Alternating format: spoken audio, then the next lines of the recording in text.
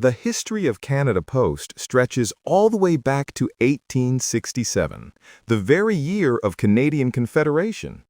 At that time, it was known as Royal Mail Canada. The job of the postal system was simple on paper, but challenging in practice. Connect a vast, sparsely populated country where communities were often separated by hundreds, even thousands of kilometers. Imagine a Canada without phones, without the internet, and with railroads just starting to expand. Letters were often the only way families and businesses could stay connected. Couriers carried mail by stagecoach, horseback, and boat. Harsh winters, wild geography, and enormous distances made delivery slow and unreliable. Still, the Postal Service became a lifeline. In 1981, Royal Mail Canada officially became Canada Post. That change wasn't just about branding. It reflected a transformation into a crown corporation, meaning it was still government-owned but expected to operate more like a business. Through the late 1800s and early 1900s, Canada Post grew alongside the country. The expansion of the railway allowed faster mail transport, linking coast to coast. By the 1920s, Canada Post was experimenting with air mail, making it possible to reach remote communities and deliver time-sensitive letters more quickly. Post offices became central hubs in towns and cities. They weren't just places to send and receive mail. They were gathering spots, bulletin boards for news, and often symbols of federal presence in small communities. Over time, Canada Post also introduced innovations like postal codes in the 1970s, which allowed automated sorting machines to speed up processing. The 6-character alphanumeric postal code system is uniquely Canadian and is still in use today. Fast forward to today, and Canada Post has evolved into one of the largest logistics operations in the country. Here's what it handles: letter mail, personal letters, business correspondence, invoices, and greeting cards. While volumes have been dropping for decades, millions are still sent each year. Parcels. This is the fastest-growing part of the business. Thanks to online shopping, Canada Post now delivers the majority of parcels ordered in Canada. Whether it's an Amazon box, Etsy craft, or eBay shipment, there's a good chance Canada Post is behind it. Advertising mail, flyers, catalogs, and direct marketing. This remains a key source of revenue, especially from businesses targeting local customers. Government mail. From tax forms to passports to voting ballots, Canada Post provides critical infrastructure for Canadian democracy and public services. The scale is massive. Canada Post employs over 60,000 people and delivers to more than 16 million addresses nationwide.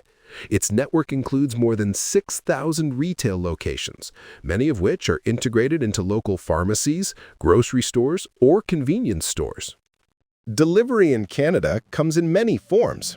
Door-to-door, still available in some older neighborhoods, though it's becoming less common. Community mailboxes, introduced widely in the 1980s, these cluster boxes serve entire neighborhoods and reduce delivery costs. Rural routes, in remote or rural areas, delivering may involve long drives, ferries. Despite its importance, Canada Post faces big challenges. Declining letter mail. Since the rise of email and online banking, traditional letter volumes have dropped sharply. This has cut into revenue. Financial strains. As a crown corporation, Canada Post must cover its own costs. Universal service, delivering everywhere, even remote communities, is expensive. Balancing that with profitability is tough. Labor disputes. Canada Post has faced major strikes over the decades, with workers pushing for better pay, benefits, and working conditions. These strikes often make headlines because they disrupt the flow of mail nationwide. Competition. Private couriers like FedEx, UPS, and DHL compete for parcel delivery.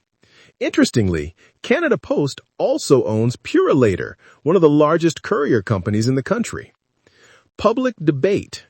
Some argue Canada Post should reduce services or even privatize. Others say it should expand into banking or digital services, pointing to models like Japan Post or postal banks in Europe. Beyond packages and bills, Canada Post plays a cultural and social role. During both World Wars, mail from home kept Canadian soldiers connected with their families. Letters boosted morale and created an emotional lifeline. For Indigenous and Northern communities, Canada Post is sometimes the only reliable service linking them to the rest of the country. In some villages, the post office doubles as a general store, a bank, and a community hub. Every year, Canada Post runs a holiday program where children can write letters to Santa, and they actually get responses in English, French, and even Indigenous languages. It's one of the most charming traditions in the postal world. So what's next? Canada Post is trying to reinvent itself for the digital age. Some of its strategies include expanding parcel delivery capacity to handle the e-commerce boom. Going green, Canada Post is investing in electric vehicles, more sustainable packaging, and eco-friendly operations. Digital services, exploring ways to offer secure digital communication, identity verification, and financial services.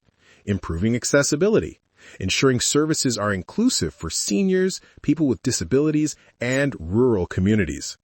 The big question is whether Canada Post can adapt fast enough.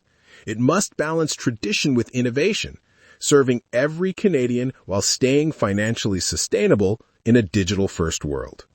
Canada Post has been around since Confederation. From stagecoaches to airplanes, from handwritten letters to online shopping, it is adapted with every era. Despite the challenges, it remains a critical thread that ties the country together. So the next time you see a red Canada Post truck on your street, remember, it's more than just a package delivery. It's a piece of Canadian history, culture, and identity still at work in the modern world. Thanks for watching. If you enjoyed this deep dive, make sure to like the video, subscribe, and let us know in the comments. What's the most memorable thing you've ever received in the mail?